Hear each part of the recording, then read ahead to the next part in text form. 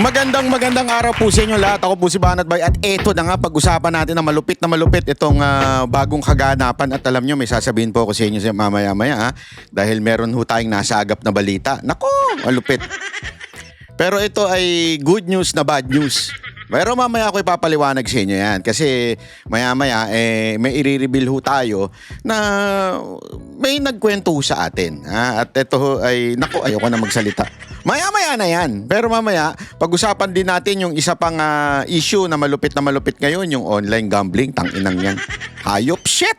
Alam mo yung online gambling na yan, ang dami yung nasisirang buhay niyan. Marami pa nga akong kakilala dyan.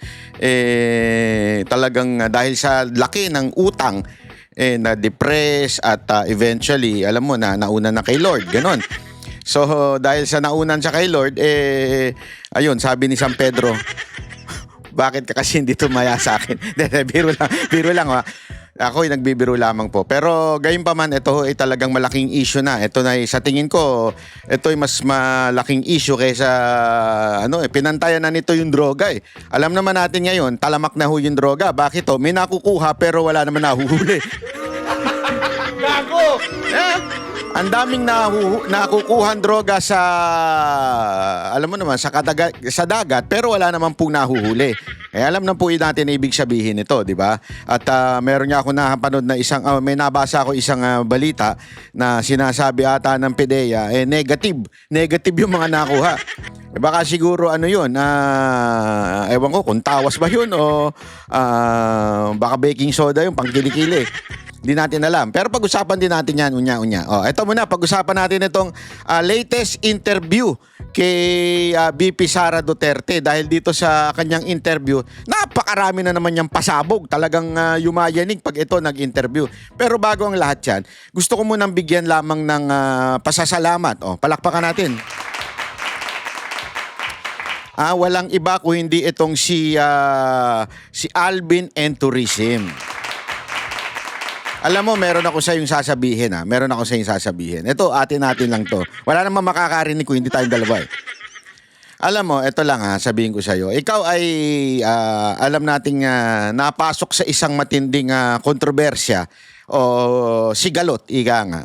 Pero focus ka lang. Focus ka lang kung ano talaga yung tunay na pinaglalaban mo. Hayaan mo na kung meron mang maninira sa'yo o makikipag-away sa'yo. Mag-focus ka lang. Ito, wala po akong kinakampihan. Hindi ko alam kung totoo yung mga paratang sa'yo o hindi totoo yung paratang sa'yo. Wala na po akong pakialam doon. Labas na po ako dyan. Basta ang importante, ngayon, kung ano man yung nakaraan na. Tapusin mo na yun. Tapos na yun. Ika nga, move on. Which is, you did. Di ba? You did move on. Nag-move on ka eh. So, ngayon, tuloy-tuloy mo lang yan. At sabi nga, sa lahat po ng gulo o sabihin na natin conflict, lagi mo lang tatandaan, let time be your friend. As a matter of fact, yan ang pinanghahawakan ng Banateros eh. Kasi ang Banateros po, pag ganun-ganon din yan. Bakit? May mga time na talagang grabe ho ang bati ko sa amin. Lalong-lalo na noong 2022, grabe ho, tawagin kami, bayaran ni Isko, Iskomunista, lahat. Hanggang ngayon, kita mo na. Nagbalikan lahat, di ba?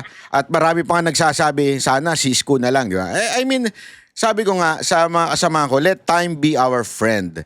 The truth, kasi alam mo, ang truth, hindi magbabago yan. 1990, 2010, hindi yan.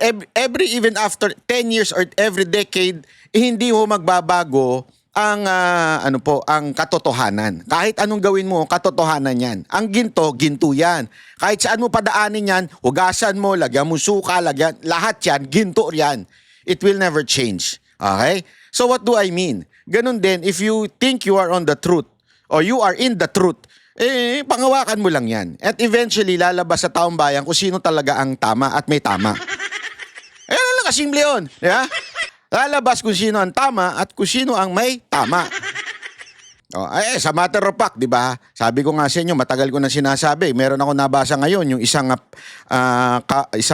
caption na nire-reveal kung sino itong si basta. Hindi ko na papangalanan kasi yung pangalan niya masagwa na eh. Totoo. Hindi ko na papangalanan. May lumabas sa isang na ang sabi doon unmasking this person, this particular vlogger. Sa loob-loob ko, ngayon nyo lang na-realize yan. Hindi, sorry I mean, salamat at na-realize nyo. Pero ngayon nyo lang na-realize yan. Kami, alam na namin yan noon pa. As a matter of fact, binanatan ko yan mag-isa. Ilang beses na po ako dyan. Marami na po akong ginanyan at marami na po ang masasabi nating nagalit sa akin. Alam mo, ito bigyan ko halimbawa, yung kay Thinking Pinoy. Naalala nyo nun? Marami nagsasabi nyo, wala ang level yung utak mo kay Thinking Pinoy. Wala, blah, blah, blah. Bubula bibig nyo. Sino ka ba? Mas matalino si Thinking Pinoy, blah, blah, blah. Eventually, napatunayan ko sa inyo na Japex yung tao. Sumunod dito kay Lucrating. Okay. Yeah? Hindi ko nababanggitin pangalan niya. Pangit kasi ng pangalan niyan eh. Galing niya sa mga Marcos yung pangalan niya. Dito sa Lucaret na to. Di ba? Sinabi ko sa inyo, may tama yan sa utak. Sabi ko sa inyo, may tama sa utak yan. One day, kayo dadalihin yan. Etong mga alpotera vlogger. Alpotera vlogger talaga. Hindi, wala namang problema. kasi kami naman magkakasundo kami kahit magkakaiba ang aming pananaw. Kaya civil kami sa isa't isa. Pareho naman kami ng pananaw sa kaya alam may konting magkakaiba kami. Halimbawa, yung kay Amy Marcos, talagang ayaw namin yun ever since hanggang ngayon, di ba? So, eto mga to, binild up nila ito eh. Binild up nito si Lucaret eh. Ano nangyari? Mismo silang kinagat. Matagal ko na kasi sinasabi sa inyo, yung Lucaret na yan, Lucaret yan. Simula pa lang Lucaret na yan. Hanggang tuloy-tuloy, Lucaret na yan. Hindi magbabago yung pagiging Lucaret niyan. So, kaya nga, ang sinasabi ko lang sa'yo, Alvin, focus. Focus on your job. Focus on your purpose. Focus on your advocacy. And you are doing good. As a matter of fact, you are the source of the truth ngayon, 'di ba? Ikaw lang ang naandyan, nag-aabang, nagbabantay, nag-uubos ng oras para kausapin ang mga pamilya ni Duterte at dahil diyan nagkaroon kami ng mga impormasyon. Kaya palakpakan ka. Bat! Naku po, may bat. Alam mo naman tayo pag may bat tayo. May puwet! May puwet. May bat! Bat! Okay? But, always remember this Alvin and tourism, si Alvin, wag ilalagay sa utak. Yan ang lagi mong tatandaan. Parang lang yan eh, parang alak lang yan eh. Pag ang alak nilagay mo sa ulo, patay ka dyan. Mag-iinit ulo mo, makikipag-away ka, lahat. Kailangan sa tiyan lang yan, ihi mo lang. Ganun talaga eh. So ano ibig sabihin? Ang success, ganyan yan. Ibig sabihin yung buti ikaw ang nakapag-interview, ganyan-ganyan. Magbilagay sa utak mo. To the point na magiging entitled ka na. Ano yon? Kasi may mga ganyang vlogger eh. Malapit kami ngayon, entitled na kami. So, nung next time na hindi maimbitahan, ayun, nagwarla. Hindi pinapasok, nagwarla. Alam mo yon? Kaya dapat hindi yung papasok sa utak mo. No matter how famous you are as a vlogger, no matter how many people are following you and praising you, don't be overwhelmed by these praises. Alam mo, sabi nga nila, if you want to destroy a person, praise him. That's the truth. If you want to destroy a person, purihin mo ng purihin yung tao na tinan mo. Why? Pride is the number one destroyer of a person's character. Yung pride. Kaya dapat hindi yan. Always remember, blogging, it's not, political blogging particular, it's not about yourself. It's about sa politics. The government officials. The people we admire. At saka the people we criticize. It's not about you. So, yan ang ilagay mo sa utak mo lagi. Yan ang wag mong ako na, ang pinaka-the best sa expose, animal. Di ba? Yan ang nangyari. Gago! Ako na ang pinaka-may matinding puting ahas at pasabog. Kaya karapatan ko ang nangyari. Wala nga. Ang tawag dyan, TP 2.0. Yan ang nagpabagsak kay TP. Yung lumaki na yung ulo. Maaring literal o maaring figure of speech. Pero Lumaki ulo. Pag lumaki ulo mo, wala na. Yan ang lagi mong tatandaan. Istorya ni Lucifer. Yeah? Lumaki ulo, naging proud. Oh. Hanggang sa naging rebelde. At yan. At yan din ang pinapasa niya sa human. Di ba? Remember, he is an angel of light. He is an angel. And eventually, because of pride, he formed a rebellion na tapos naggrupo siya ng rebelde and naging Satan, di ba? So the same thing, ayan ang ipinapasa niya sa tao. Sa matter of fact, yan ang sinabi niya kay Adan at Eva. Di ba? But Adan, yan ang hindi sila sumayaw Pero sinabi niya kay Adan at kay Eva, di ba? You will be like God. Oh. You will possess knowledge. So, syempre, ito si Adan at Eva, because of the free will, o sige, okay yan, ayos yan, panalo yan. Hindi na satisfied sa anumang meron siya. So, the same thing with you. As a matter of fact, it applies to everyone. Kahit sa opisina, kahit sa pamilya, kahit sa ang grupo, it applies. Pag you feel na ikaw ay entitled na, ikaw ay feeling na ikaw ay dapat ako na namumuno, ako na ang ganito, may karapatan, ay naku patay kang bata ka, maniwala ka sa akin. Kaya Alvin, palakpakan ng iyong success, palakpakan. Pero always remember, stay humble, okay? Ma'am, kamusta po ang aming pinakamamahal na inyong ama, dating Pangulong Rodrigo Roa Duterte? Okay lang siya. Very good mood today.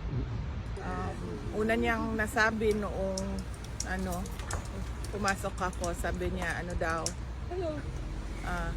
yung braso ko daw ay doble ng braso niya. So, dalawang braso daw niya yung isang braso ko. Ma'am, pakilinaw po yung sinabi ni Ma'am Elizabeth Pasitat. Kasi ma'am, marami talagang nabahala mga kababayan natin na si Tatay Digong daw ay Nako, ayan na. skin and bones. Ano po yung konspekto noon, ma'am? Pumayat siya ng sobra. Hindi niyo pa siya nakita ng ganito siya kapayat. Ganito siguro siya kapayat nung binata pa siya. Oo. So, laki ng pinayat niya. So, ito kung ito yung braso ko, doble ma. So, doble is kalahati. Doblete. Kalahati na lang nito ang braso niya. Pero health-wise, ma'am, okay naman siya, ma'am.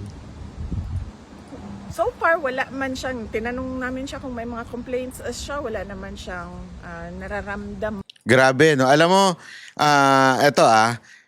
hindi natin malubos maisip kung ano yung sinasabi ni VP Sara Duterte na pumayat, di ba?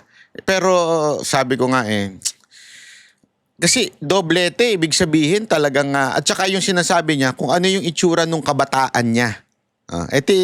Play natin, no? Daw. So, okay naman siya. On that note, kasi wala din naman siya sa hospital part ng prison. Nandun siya sa regular detention unit. Kasi lahat ng mga Pilipino, ma'am, talagang nagdadasal para sa speedy recovery ni PRRD kasi we are definitely more than willing to welcome him sa outside world. Oh yes, oo. Marami ang nagdadasal na sana ay mag-grant na yung ma-dismiss na yung kaso based on jurisdiction at hindi pa ma-desisyonan yun ngayon ay mabigyan siya ng interim release. Ma'am, meron bang mensahe si PRRD sa mga kababayan natin sa buong mundo? Sinabi niya na I did what I had to do for my country and then I have no regrets sa mga ginawa ko. Ma'am, nasabihan niyo ba siya na hindi talaga titigil yung mga Pilipino sa pagsuporta sa kanya sa pagpapakita ng siya? Oo, nabanggit namin na nandito kayo. Nabanggit din namin yung walk for Duterte noong July 5 dito sa The Hague. Na-mention din namin yung run for Duterte sa Davao City at sa Cebu noong July 6. So, alam niya. At saka yung upcoming July 19, ma'am. Oo. Ay, hindi pa. Tomorrow, babanggitin ko sa kanya yung July 19 at nabanggit ko din sa kanya na merong nagbigay ng merong nagbigay ng perpetual mass sa kanya. So, araw-araw merong nagdadasal pa. Grabe, no? Ganun lang kasimple si VP Sara Duterte, no? Hi, ma'am. Hi, ma'am. Hi lang. Hi. Hindi katulad ni siya dyan. Oh, bumati ka, tanggal ka, protocol. Gago! Yan. Oh, sino nagsabi sa'yo bumati ka? Hayop yan. Ma'am, meron po kayong message sa lahat ng mga kababayan natin sumusuporta? Unang-una, syempre, ang mensahe ng pagpapasalamat. So, lagi paulit-ulit yung pagpapasalamat namin sa ating mga kababayan sa buong mundo sa pagpapakita nila ng suporta at pagmamahal kay dating Pangulong Rodrigo Duterte. At naiintindihan namin yung pag-aalala nila dahil yun din yung pag-aalala namin dahil sa kanyang edad, dahil sa kanyang health. At naiintindihan din namin yung frustration nila sa kaso na ito dahil wala naman talagang basehan yung kaso. Kaya sana ay madismiss na siya doon sa petition sa jurisdiction. Ma'am, on another note, ano po yung opinion nyo? Sabi ni Senator Zubiri na yung Pakita lang natin mga kababayan. Alam nyo, ito this is not a mocking. Okay? I'm not mocking PRRD. Pero kasi gusto ko lang ipakita sa inyo para mas ma-figure ninyo kung ano kaya ang talagang naging itsura na ni PRRD. Kasi kahit po ako, yan din yung tinanong namin nung nag-birthday po si Sir Bong Duterte, yung kapatid ni PRRD, kung gaano na ba kapayat o ganito. Alam mo, sabi nga ni VP Sara Duterte, doble na ng kanyang arms. So, pinano ko kasi ChatGPT, nagbigay ako ng picture ni Pangulong Duterte nung siya ay presidente at siya nung binatilyo pa. Kasi doon siya payat nung yung binata pa siya, doon siya sa payat. So, pinagsama, tiningnan. Sabi ko nga, sana naman hindi ganito. Kasi, alam mo, sobrang naawa ako. Parang ganito po siguro kapayat.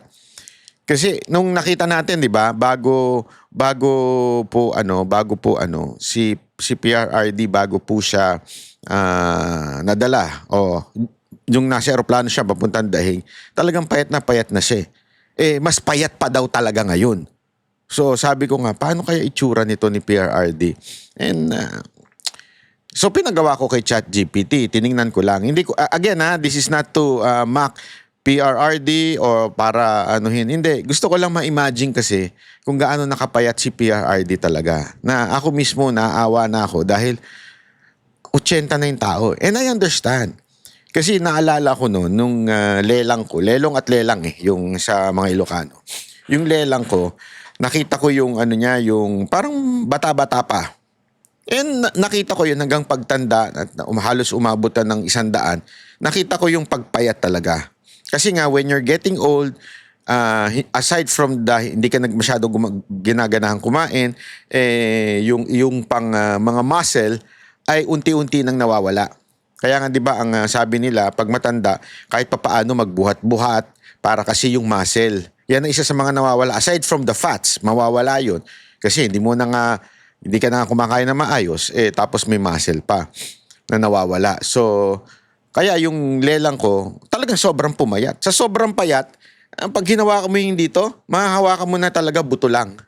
Ganun literal. Tapos nakalaylay na yung balat. Kasi nga, wala na kumakapit. Wala nang muscle. So, alam mo, nung pinagawa ko to kay ChatGPT, sabi ko, grabe naman yan. OA naman. OA naman yung pagka-edit ni ChatGPT. Pero kung iisipin mo, sa edad ni Pangulong Duterte na 80, alam mo yun, ito'y posible na. Plus, hindi niya gusto yung mga pagkain sa loob. So, halos wala siyang carbs. Dinaig niya pa yung, anong tawag doon? Yung nagkikito o kaya nag-i-intermittent dahil di nga masyado siyang kumakain. Pero maya, magugulat kayo. Mamaya, kikento ko sa inyo. Impeachment complaint against you is a witchcraft. Witch hunt pala. Ano witchcraft? Witch hunt. Dili siya witchcraft. Mo tinuod na kay ginabarang na yun. Tinuod yun. Kasi binabarang siya nung nasa palasyo. Di ba may balitang ganun? Pero natin, wala pa tayong ebidensya. No? Because you're a diamond, ma'am. It's just nag-bounce back lang sa ilaha, ma'am. Correct. Dili po nalayo ng witchcraft na ba? Kay duda na ko niya abot na gid sila sa witchcraft sa ilahang kuan. Sa ilahang kagustuhan na Ma-impeach ka, ma'am. yes, matanggal ko sa pwesto at I'll be out of their way. Wala po eh. Ay, ang witch hunt, well, obvious naman na, no? Makita ninyo dito. Unang-una, makikita ninyo nung budget hearing last year, no? Na ang lahat ng tanong nila ay tungkol confidential funds lang. Meron lang silang inutusan na magtanong konti about sa budget proposal ng OVP na wala namang confidential funds, pero lahat ng tanong nakikita nyo, nagbabasa sila ng script at lahat yon confidential funds dahil doon nila kinukuha yung information nila na pang-atake at ngayon nalaman natin doon din pala nila kukunin yung information nila para sa impeachment. At kung maalala ninyo, ang presiding member ng House noon ay si Congresswoman Stella Kimbo at sinabi niya talaga on record na let's stick to our plan. Klaro yun. Ang sunod doon, kung nakikita ninyo ay yung pagkuha nila sa confidential records, no? Sa Commission on Audit. Ang ginamit nila is order galing sa House of Representatives para kunin yung mga documents doon sa loob ng Commission on Audit. At nagbukas pa sila ng hearing na para kumbaga mabigyan ng semblance ko no, ng legitimacy yung ginawa nilang illegal na Alvin, meron ako sa yung message. Parating nyo nga ito kay Alvin. Tanong nyo nga kay Alvin kung ano yung niya, kung ano yung cellphone niya. Kung USB-C ba o iOS na yung lightning pwede paki-ask na lang kung meron naman kakilala kay Alvin ha. Tapos i-message niyo po ako through some of our friends o kahit kay Ann Harot, better kay Ann Harot. Para makabigyan kita ng mic na merong dead cat ang tawag doon yung para sa hangin, hindi siya ganyan. Hindi kasi alam mo, he's doing his job well. Sabi ko nga, ang lupit nito, nakaabang lang sa labas. Hindi ko, alam mo yung bata ito nung taon to, napaka sipag nakaabang lang. Paano mo naabangan yung mga yan? Buti, ikaw nga pinagkukuhanan ng ng source ng media, so kudos sa'yo. Pero again, ang alak di nilalagay sa utak ha? Sa tiyan lang, ha? Tuloy. Mga documents sa Commission on Audit. At nakita ninyo, nung wala na silang maitanong, dahil wala ka namang makikitang pagkakamali sa mga ginawa, ay lumipat na sila doon sa impeachment puno. At nakita ninyo doon sa impeachment puno nila, nakaapat sila na articles of impeachment dahil hindi nila talaga magawang mabuo ng isang complaint na makatotohanan at meron talagang mga credible na evidence. So, hindi na yan siya lingid sa kaalaman ng karamihan ng ating mga kababayan. Kita nila kung ano nangyari. Correct, ma'am. Ma'am, on a different topic po. Okay lang. Ma'am, my question kasi is that tinanong ko kay Attorney Kaufman, ano ang reaction niya sa sinabi ni Secretary of Justice Remulla na allegedly na-destroy na yung evidence kaya hindi na sila makapag-file doon sa local court sa Pilipinas and they're ceding the issue or the situation dito sa ICC. Sinabi ni Attorney Kaufman po na as far as destroying evidence is concerned, wala pong ginawa si PRRD because that is a criminal offense. Ano po yung reaction ninyo, ma'am, sa statement ni Secretary Remulla na wala na daw evidence? A lot of Filipinos are thinking, if there are no evidence in the Philippines, what kind of evidence will be presented before the ICC?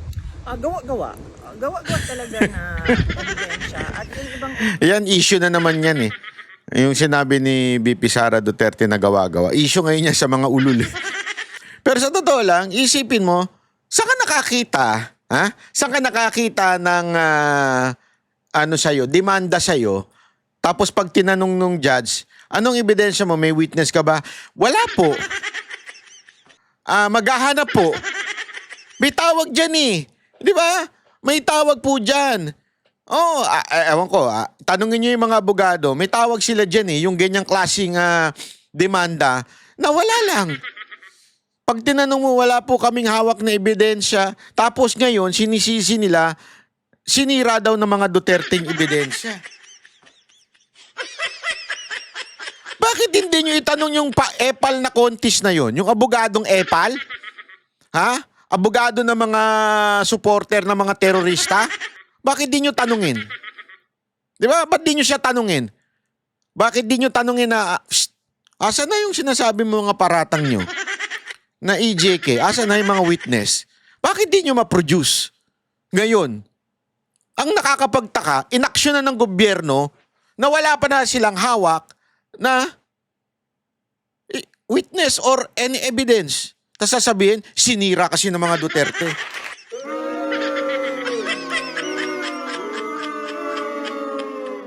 Hindi ba yun lang sana sa akin. Hindi ko maintindihan bakit yung mga ulol na yan, daldal ng daldal noon. Isama mo na yung mga congressman na ang dami sinasabing, ito, EJK, EJK, EJK, EJK. Yung pala naman, wala. Wala. Di ba? Ngayon, magtataka sila. Anong kailangan Kasi siguro binura ni Duterte, gobyerno. Ebidensya nila, meron din tayong ebidensya na kinuha yon by force or intimidation or harassment of individuals. So, makikita din natin yun soon, very soon. Thank you, VP. Will you be attending the SONA, VP? Of course not. No SONA for me. Kasi confirm na yung natin, Korea natin na Filipino community natin. Bukod po dito sa The Hague, do you intend to visit other places in your district? Wala po. Dito lang kami sa Hague, sa duration ng duty ko. So July, ano ba ako? Kailan ko dumating? July 5 hanggang July 23 yung sa akin. And then, darating sa susunod si Hanilet. So actually, dito po kayo sa SONA, no? You will be here. Out of the country. Hindi. Oo. Kasi July 23 ako alis ng Hague. So dito lang kami. And kasi inaano namin yung 4 days a week na kasi yung bisita. So, minamaximize namin yung grant ng detention unit na 4 times a week pwede bisita. Your reaction po na gobyerno ng Pilipinas ang gagastos para sa 4 na witnesses by way of cooperating with the ICC? Well, nakakalungkot. Dahil unang-una, sinasabi nila walang ebidensya, pero meron sila ngayong witnesses na kaya naman nila pala bayaran yung pagbabiyahe. Pero nakakalungkot kasi sobrang bagal ng galaw nila para sa ating mga kababayan na naiipit sa kaguluhan sa Iran at sa Israel. Kaya kaya nakikita natin at nakikita ng taong bayan nasaan ba talaga yung priorities ng administration na ito. Apparently puro politika lang yung paninira sa politika lang yung kanilang. Grabe, no? Tama siya yung sinasabi niya dito. Play natin ulit, 4 days a week na kasi yung bisita. So, minamaximize namin yung grant ng detention unit na 4 times a week pwede bisita.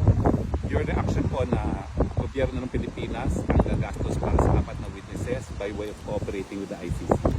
Well, nakakalungkot. Dahil unang-una, sinasabi nila walang ebidensya, pero meron sila ngayong witnesses na kaya naman nila pala bayaran yung pagbabiyahe.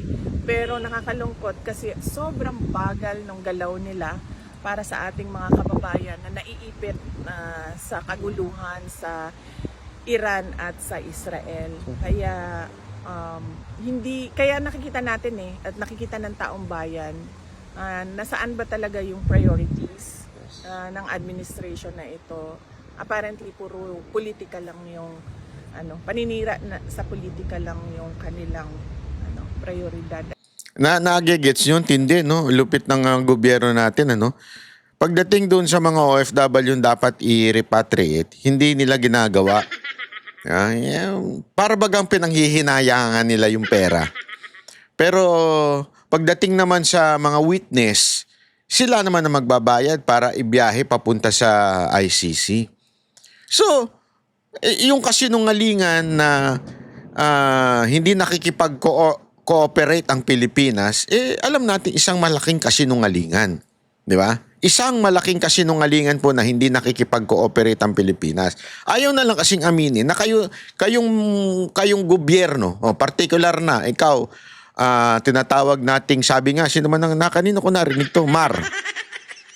Si kay Sas, sabi ni si Sas. Kayong Mar. Anong Mar? Marcos Araneta Romualdez. Ito yung kayong Mar, kayo ang may kagagawan ng pagpunta ni Pangulong Duterte doon. Ayaw nyo pang aminin. Kesyo ang dami nyo pang sinasabi. Kesyo ang dami nyo pang palusot. Ngayon, nangangailangan ng assistant itong mga witness, bigla ninyong kayo na magbabayad. Kayo na magdadala. Kayo na ang mag-shoulder, di ba? So, ibig sabihin, talagang meron kayong partisipasyon. So, isang malaking kalokohan na sinasabi ninyo na wala kayong partisipasyon. At nakakalungkot nga, mas inuuna nyo pa yan kesa yung tulungan ang ating mga OFW. Mas priority nyo. Kaya ang ibig sabihin lang, it simply says something about this Mar government.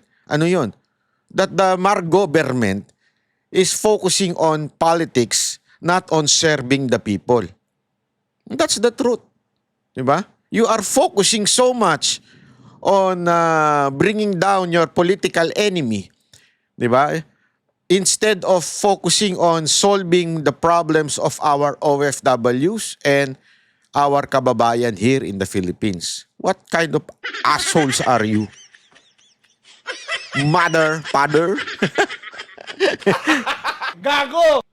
Talay. Hindi yung mga mamamayan. Ma'am, on a different, parang susundan ko yung question, ma'am, by the way. Sinabi po ni President Duterte, President Marcos, na i-stop na daw po natin yung pamumulitika at it's now time for us to work. Siguro tumingin siya sa salamin, no? Pag sinasabi niya yung stop na ang pamumulitika kasi sila yung namumulitika. Ang ginagawa lang namin lahat ay sumasagot kami, di ba? Attorney Harry Tama. Roque, ikaw isang biktima ka din. Oh. Dahil you are known to be an ally and a very close lawyer of President Duterte. So, wala naman kaming ginagawang atake. Ang sa amin lahat ay sagot at depensa. So, sila ang tumigil at sila yung nasa administrasyon, sila yung tumigil at sila yung tumutok sa kung ano yung dapat na ibigay para sa taong bayan. Yung special affirmative defenses po sa impeachment, no, yung hindi pwede mag-carry over at saka barred na impeachment complaint. How confident are you that the Senate will solve that first before hearing the individual articles of impeachment? Paniwala ko naman, madami sa kanila ang abogado doon and syempre yung iba ay supported by lawyers as well. Unahin muna nila yon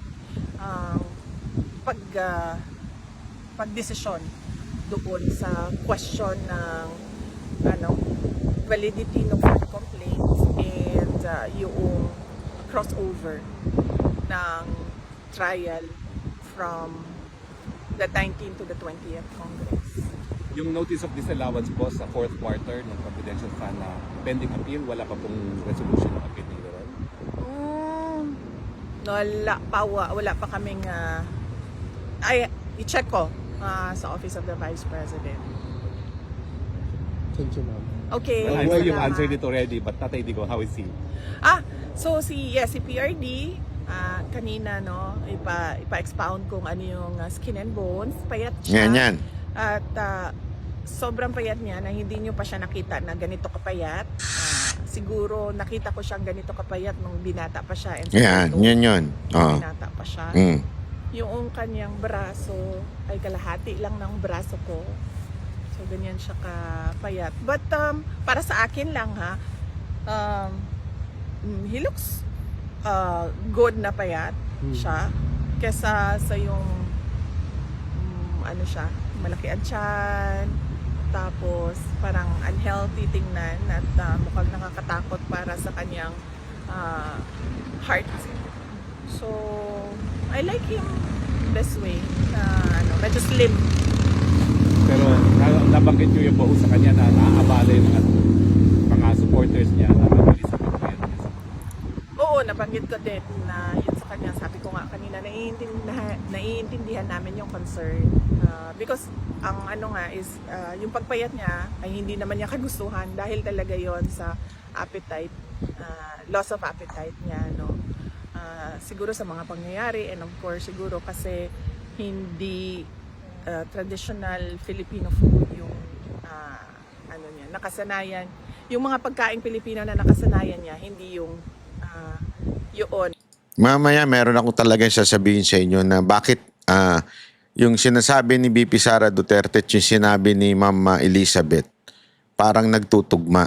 Pareho ang nangyari. Kasi dito sinasabi niya pumayat but he looks better and healthier. Parang ganon. Yun ang sinasabi ni BP Sara Duterte. Yun din ang sinasabi ni Ma'am ni Ma'am Elizabeth.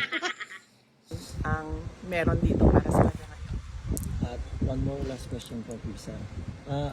Nabalitaan niyo po ba yung unity walk namin ng July 5? Yes, oo. Nakita ko din yung videos. Nabanggit ko din. 7 kilometers. Nabanggit, ako. nabanggit ko din kay dating Pangulong Duterte yung Unity Walk July 5 dito sa The Hague. At nabanggit ko din yung Run for Duterte, yung fun run sa Davao City at sa Cebu noong July 6. So nabanggit kasi yon sa kanya. And Yung alam sa din po niya sa 19. Sa 19, bukas ko babanggitin na sa kanya, nakalimutan ko kanina kasi nag-updating lang ako kung anong mga nangyari. So mag-update ako kung ano yung mga future na mangyayari bukas. Thank you, VP. Thank you, ma'am. Salamat. Mabuhay po kayo, Thank ma'am. you. Ayan, okay. Ito, ipapakita ko sa inyo ha. Maikli lang ito. Maganda rin itong interview ni Alvin eh. Good afternoon, Ma'am Elizabeth. Yes. good Welcome to the afternoon. 30th Street. How are you today, Ma'am? I'm fine. I'm happy that I have seen him. And he's okay, but he's so fit. Skin and bones. Hindi tulad dito sa picture na ito. She's really that, you know. Skin and bones. Kaya tama yung yung ating mukhang may punto si ChatGPT. ChatGPT po ito again hindi ho ito pang paninira o pang babalahura kay Pangulong Duterte. Pero yan nga yung parang siguro malamang parang ganyan Kasi ulitin natin, tinanong natin kay ChatGPT, pinagawa natin ng kung ano ba yung posible na picture nung sinabing pumayat at para nung teenager. So, kumuha tayo ng dalawang picture, pinagsama natin at kung pwede i-combine. And yan ang lumabas. And I asked him when he want to eat the food. Sabi niya, ayaw daw food. Ayaw na. And pabalik-balik daw. Hindi ba siya nilulutuan ng mga Filipino food? No. So whatever lang. Yeah, then at Hindi least sumigaw. he said that he is no longer taking any meds. At least okay yan, no? He's healthy. He is no longer taking any meds. At okay yan. Naku po, patay kang bata ka. Mamaya may kikwento ko sa inyo. Malupit. Parang tingin ko he's healthy but as an old man, He is healthy. Mag-iduktong natin yon. Nangayayat siya, pumayat siya, but he is healthy and he is no longer taking meds. Nako po. You never know. yeah. Tulad na mahina na maglakad, you know. Yan na. But how is he with the weather, Ma'am, lately? Kasi sobrang init ng weather lately. I told him, sabi ko, malamig. Sabi niya, may init naman. Sabi ko, malamig pa rin para sa akin. Sabi niya, sabi niya, kasi matanda ka na. Yun ang sabi. Pero mag-exercise naman si President. Hindi ko rin. Gusto lang niya mag-sleep. Gusto lang niya manood ng TV. yan. After daw the TV strip, na naman daw siya. Yun lang. Yun ang ganun. At saka nagbabasa naman siya ng libro, ma'am. Yeah. Nabasa din. Pero not so much. Gusto niya yung TV. Tapos he was asking about how is Davao, ganon. Okay ba daw si Basti sa kanyang kwento? Eto, ikwento na natin ha. Ito po. Kasi meron nagkwento sa akin. Ito, kinwento lang naman. Ulitin ko ha. To be clear, kinwento sa akin to. At first, I didn't believe. Okay? Kasi that's who I am eh. Alam mo, ako po yung tipo ng taong hindi gullible, hindi basta-basta naniniwala. Pero, nung nakita ko tong interview ni Miss Elizabeth, si Ma'am Elizabeth, at itong si VP Sara Duterte, para tuloy na confirm yung kinukwento sa akin. Di umano daw, para bagang may naglalason kay Pangulong Duterte through the medicine. Yun ang sinabi sa akin. Okay? And because of that, bumagsak yung katawan ni Pangulong Duterte. And we saw that. Nakita natin yan during sa kanyang presidency. Nakita natin talagang ang laki ng after from the beginning. Kasi naalala ko nun nung campaign, malakas siya. Nakakatatlo, 4 na sortie kami nun sa isang araw. 2016. Pero nung pagkatapos niya, talagang bumagsak yung katawan niya. Okay? Again, wala po tayong tinutukoy na tao. Okay? This could be accidental or this could be intentional. We do not know. Kasi, remember this, ang medicine is not perfect. Di ba? Kung titingnan ninyo nga, pansinin ninyo kahit kayo mismo, meron pagkabinigyan kayo ng gamot, di ba? Sasabihin pa nga ng doktor sa inyo, ito yung maaaring side effects. So ito, blah, blah, blah, blah. Not all medicine is, masasabi natin, good in totality. You have to use it rightly. Ibig sabihin, tama ang pag-inom mo, at the same time, tama yung amount. Pag medyo sumobra yan, tatamaan yung atay mo, tatamaan yung ganito mo, tatamaan yung ganyan mo. Di ba? Yan po yung lagi, di ba? Kaya nga meron, halimbawa, meron akong iniinom pang pain reliever, di ba? Meron tayong pain reliever, di ko na lang babanggitin ko anong brand. Pero winawarningan ako ng mga doktor laging, wag lagi yan, wag kang masanay sa pain reliever or else tatamaan yung ganito mong organ, di ba? Laging ganun meron din yung pampababa ng sugar. Wag mong kasi ako may diabetes ako type 2, di ba? So, wag masyado 'yan, yung particular na gamot na 'yan or ang possible side effect niyan UTI. Bakit? Kasi ihi ka ng ihi.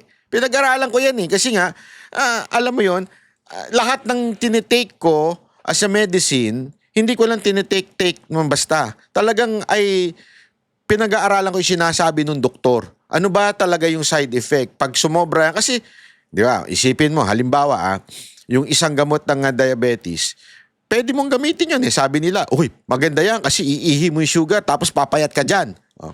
Bakit di nila ako uminom ng uminom? Para pumayat ako ng todo. Damihan ko inom nito. Hindi pwede. Kasi may limit. Yung limit na yan, maaari kang pumayat dyan, pero pag nasobran, tatamaan yung ganito mo kasi iihi ka ng iihi, ilalabas mo yan. So may ganun may side effects. Lahat po ng particular na gamot ay may side effects. Kailangan tama ang pag-inom, tama ang dosage. Yan ang importante. Ngayon, kay Pangulong Duterte, may nagsabi sa akin na baka nalason daw siya sa mga gamot na ininom niya. Okay? I'm not saying it's intentional. I'm not saying it's a accident. Pero may ganong side na may ganong pangyayari na kaya bumagsak ang katawan ni Pangulong Duterte for 6 years after hanggang sa kanyang presidency, hanggang matapos yung kanyang presidency. Kaya nagkaganyan ang katawan ni Pangulong Duterte o naging side effects nung pinapainom sa kanya. Hindi natin alam kung ito'y intentional or somebody or someone may ibang motibo. But one thing is for sure. Yung iba hindi sure. Kung may intention o merong wala tayong alam dyan. Basta yun ang sinabi sa akin. Ngayon, one thing is for sure. Binabanggit ni VP Sara Duterte at ni Ma'am Elizabeth, paulit-ulit na sinasabi to. At kahit sila baste, I think yung sinasabi nilang not lahat ng gamot ay pinayagan doon sa loob ng ICC. Noong una, kung titingnan mo, gusto kayang patayin ng ICC ito?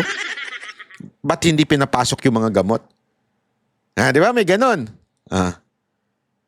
Or, the other side of the story is, iniingatan nila ito kasi mali yung mga gamot na ibinigay. Tama, mali. Di ba? Posible. Kasi remember, sa ibang bansa, mas mahigpit pagdating sa gamot. Sa atin, sorry to say, you can buy anything you want. Ay, prescription, sige, pero pwede mo nang i-overdose yun. Hindi, walang biro. Halimbawa, dito sa atin, di ba, tinatanggap yung prescription ng antibiotic. Di ba? Papakita mo lang. O, ito yung prescription. O, yung nagbebenta, yun naman ang batas. Okay, ibibigay mo. Tanungin kita. Yung same prescription na ba yung kinukuha pag nasa cellphone mo? Tinatanggap na kasi ngayon sa cellphone eh. Hindi. Tinatatakan ba yun? Nilalagay ba, nire-register ba yung pangalan mo na ito ay nakatanggap na ng ganitong particular na gamot? Hindi din. So therefore, pwede kang pumunta sa kabila. Butika, bili ka uli nun. Punta ka sa kabila, bili ka uli. Tapos ibenta mo na. Hindi, halimbawa lang, di ba? Kaya nga, sa Pilipinas, maluwag. Hindi ko sinasabing may kasalanan yung pero maluwag. Sa ibang bansa kasi alam nyo, ilang beses na ako nakaranas ng nagkasakit ako sa ibang bansa. Sa Europe, nagkasakit ako dyan. Nagkaroon ako ng motorrad, yung pagmumotor ng BMW dyan sa Europe. Nagkasakit ako. May asthma ako. Hirap na hirap ako. Buti na lang, prepared si Banatbay. Hindi, lagi ako may dalang gamot eh. Kaya nga pag tiningnan mo yung maleta ko, kalahati nung gamot. Hindi to joke ha. May mercury ako may mercury tsaka Watson ako sa loob ng maleta ko eh. Kung makikita ninyo, as in yun, marami talaga akong gamot. Sa Japan, ilang beses ako nagkasakit dyan. Sa Amerika, naku po, mabihira. Kung kailan naman nasa LA ako noon, nagkasakit ako, hindi tuloy ako nakapaglakad dun sa Hollywood eh. Kasi nung tumanggap ng award. Hindi, salamat po sa nagbigay ng award, Gawad America. So, nung rin yun. Nagkasakit din ako. Pero expert na po ako dyan. Kaya lagi po ako may dala. At yung dala ko, hindi lang pang 1 linggo. Pang 2 buwan. Kasi nga, alam ko, nangyari na sa akin yan nung kabataan ko. Bata talaga. Sa Guam. Nung may show ang Mocha Girls dyan, nagkasakit ako. Na-ospital ako. At ang laki ng binayaran ko. Gago! Pero yung ipinescribe sa akin, meron naman nabibili sa Pilipinas noon, ang dali-daling bilhin. Inasma kasi ako doon sa Guam eh. So, anong ibig ko lang sabihin? Ganun kahigpit sa ibang bansa. Sa atin, maluwag. Kaya, hindi pinapasok yung mga gamot kasi feeling nung ICC, hindi naman niya kailangan yan eh. And I don't think intention nila na mamatay si Pangulong Duterte doon. Di lalo sila malilintikan. Diba? Lalong mag-aanong tao. So anong ibig ko lang sabihin? Para tuloy, nakukonfirm yung may nagkwento sa akin na nalalason sa gamot si Pangulong Duterte. Kinuwento lang sa akin walang pinupuntirya dito Wala akong pinupuntiryan tao dito. Okay? Kasi nga, again, it could be intentional or not intentional.